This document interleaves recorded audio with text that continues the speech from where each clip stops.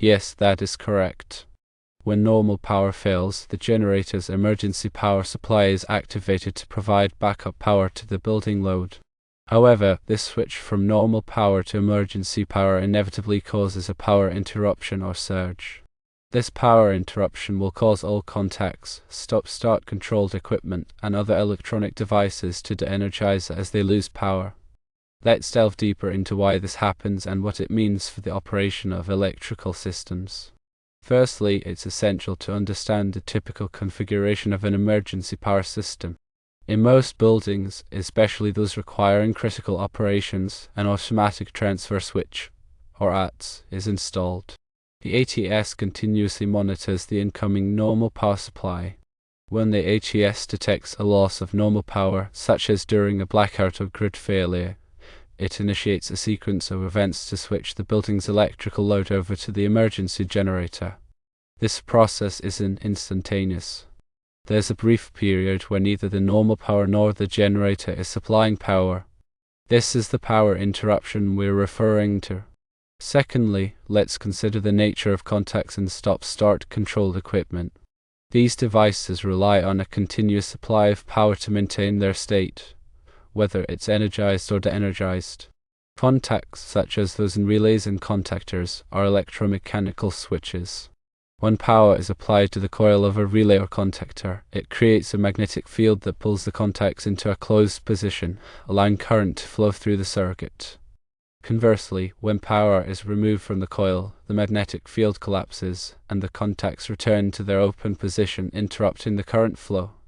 Stop-start controlled equipment, like motors and pumps, often use these contacts as part of their control circuitry. A typical stop-start circuit includes a momentary start button, a momentary stop button, and a holding contact that maintains the circuit's energized state even after the start button is released.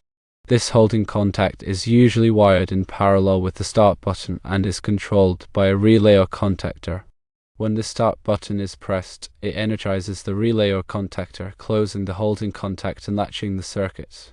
Pressing the stop button breaks the circuit, de-energizing the relay or contactor and opening the holding contact, thus stopping the equipment. Thirdly, the impact of a power interruption on these devices is straightforward.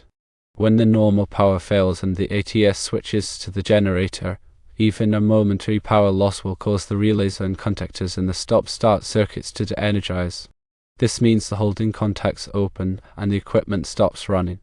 To resume operation, someone needs to manually restart the equipment by pressing the start button again.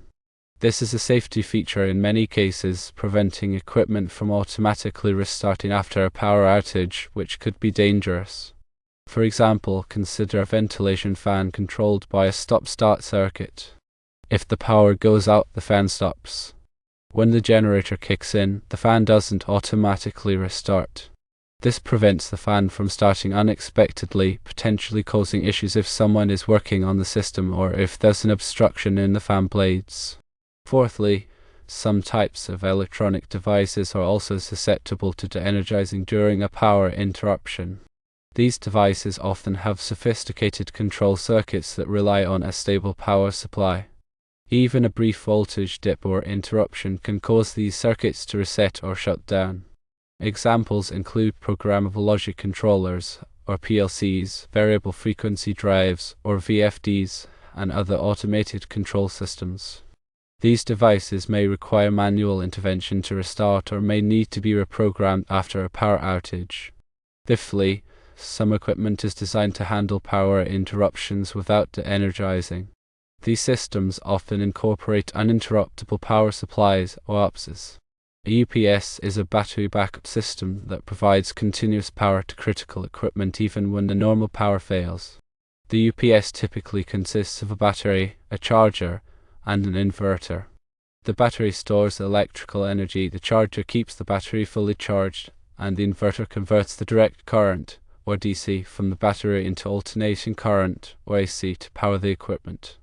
When the normal power fails, the UPS automatically switches to battery power, providing a seamless transition without any interruption. UPS systems are commonly used to protect computers, servers, and other sensitive electronic equipment from data loss or damage during power outages. Sixthly, it is also important to consider the different types of ATS and their impact on power interruptions. There are two main types of ATS: closed transition and open transition. An open transition ATS, which is the most common type, briefly disconnects the load from both the normal power source and the emergency power source during the transfer process. This results in a power interruption as described earlier. A closed transition ATS, on the other hand, momentarily connects both the normal power source and the emergency power source together before disconnecting the normal power. This ensures that there is no interruption of power during the transfer process. However, closed transition ATS are more complex and expensive than open transition ATS. They also require careful synchronization of the normal power source and the emergency power source to prevent damage to the equipment. Seventhly, power surges can also cause equipment to de-energize or malfunction. When the generator starts up, it may produce a voltage surge that can damage sensitive electronic equipment. To protect against power surges, surge protection devices, or SPDs, are often installed in electrical panels. SPD divert excess voltage away from the equipment and safely to ground. They are designed to clamp the voltage to a safe level, preventing damage to sensitive components. It's important to note that SPD have a limited lifespan and may need to be replaced after they have absorbed a certain amount of energy. Regularly inspecting and testing SPD is crucial to ensure they are functioning properly. Eighthly, depending on the facility and equipment, there may be several implications to consider if equipment de-energizes during power failure. Firstly, safety systems could be affected. For example, emergency lighting and fire alarm systems need to remain operational during a power outage. These systems are typically connected to a UPS or an emergency generator to ensure they continue to function. Secondly, critical processes could be interrupted. Manufacturing plants, data centers, and hospitals rely on continuous power to maintain their operations. Power interruptions can lead to production downtime, data loss, or even life-threatening situations. Implementing backup power systems and UPS can help mitigate these risks. Thirdly, equipment damage is a possibility. Power surges and voltage fluctuations can damage sensitive electronic equipment. Surge protection devices and voltage regulators can help protect against these issues. Ninthly, mitigation strategies can minimize the impact of power interruptions. Firstly, regular maintenance and testing of the generator and ATS are crucial. This ensures that the backup power system is ready to operate when needed. Secondly, implementing UPS for critical equipment can provide a seamless transition during power outages. Thirdly, installing surge protection devices can protect against voltage surges and fluctuations. Fourthly, training personnel on how to respond to power outages can help minimize downtime and ensure safety. Tenthly, here are some common misconceptions about generator and emergency power systems. Firstly, some think that generators provide instantaneous power. However, there is always a brief delay while the generator starts up and synchronizes with the building's electrical system. Secondly, some believe that generators can power an entire building indefinitely. However, generators have a limited fuel supply and require regular maintenance. Thirdly, some assume that UPS systems can protect against all power problems. However, UPS systems have a limited battery life and may not be able to handle extended power outages. Finally, understanding the specific implications and mitigation strategies for different types of equipment is essential. For example, motors may require soft starters to reduce inrush current when restarting after a power outage. Electronic equipment may require voltage regulators to protect against voltage fluctuations.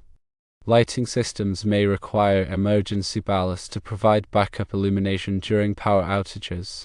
By carefully considering these factors, you can design and implement a reliable emergency power system that minimizes the impact of power interruptions and ensures the safety and continuity of operations. Remember that electrical systems are complex and require careful planning and execution. Consulting with qualified electrical engineers and technicians is essential to ensure the safety and reliability of your electrical system. Regular inspections and maintenance are also crucial to identify and address potential problems before they lead to a power outage or other electrical hazards. Furthermore, it's important to stay informed about the latest advancements in electrical technology and best practices. This will help you make informed decisions about your electrical system and ensure that it meets your current and future needs. In conclusion, understanding how generator power systems function, particularly in relation to equipment de-energizing during power transfers, is crucial for maintaining operational continuity and safety. The brief interruption that occurs during the switch from normal to emergency power can cause contacts, stop-start controlled equipment, and other electronic devices to de-energize. However, by implementing appropriate mitigation strategies such as using UPS systems, surge protection devices, and closed transition ATS, you can minimize the impact of power interruptions and ensure that your electrical system operates reliably and safely.